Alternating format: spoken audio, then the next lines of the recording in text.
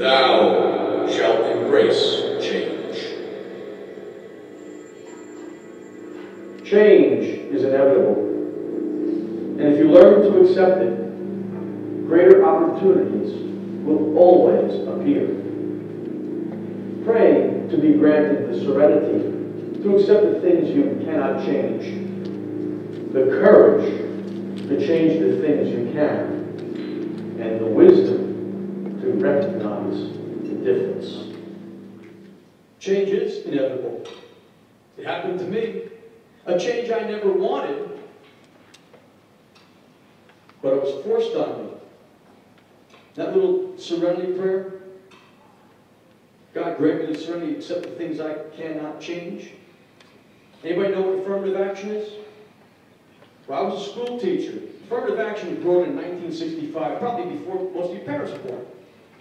And it was a law to level the playing field for minorities with, at that time, who controlled all management positions, the middle-class white guys. And it was a good law. It was good because it brought diversity into a lot of places and organizations that didn't exist. How it affected me was, I was a school teacher. Had my BA, had my MA, certified to be a principal at school. And I was teaching high school in Irvington. And they had this position called administrative assistant. You know what that is? That's the high school cop. You know, you're the one that's got to go into the fights and all that other nonsense. And this is way back, this is in the 70s, 1979, 78. And so I applied for the job. I was qualified. 4 years teaching.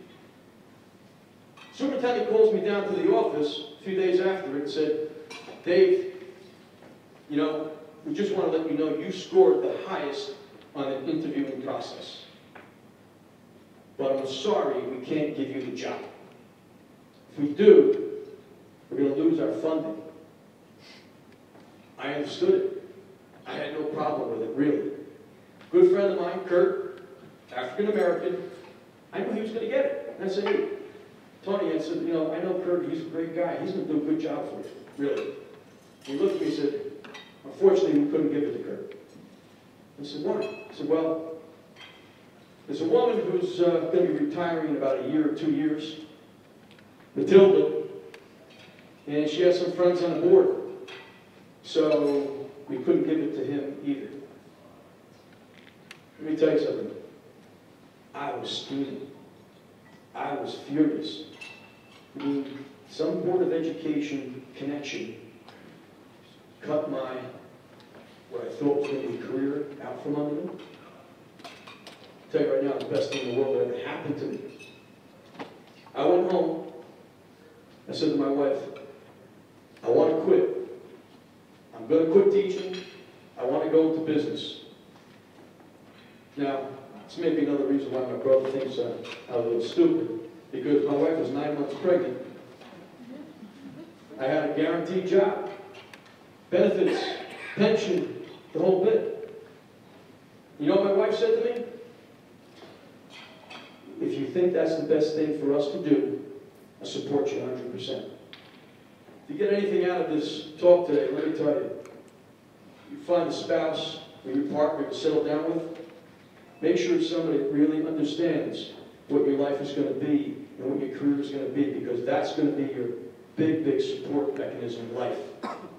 She hadn't said that to me. I'd be one miserable SOB teaching someplace and unhappy. Anyway, found a job with Equitable Life Assurance Company. They were going to train me and I become a CFP, Certified Financial Planner.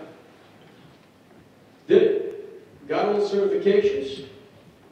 Went on to work with them for a year, and I said, you know what? I could do this on my own.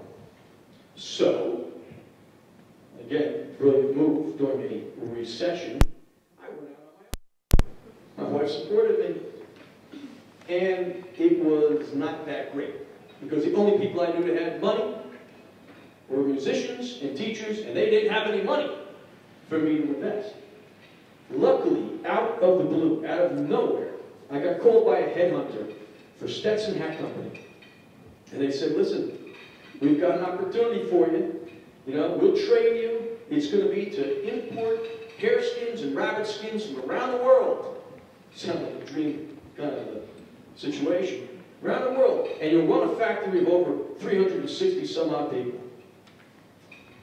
Really wasn't, you know, thrilled about this move. But I was faced with a situation now. I had to make a change because we were financially in a situation I had no choice. So I had to take a job. But that job led to my next opportunity.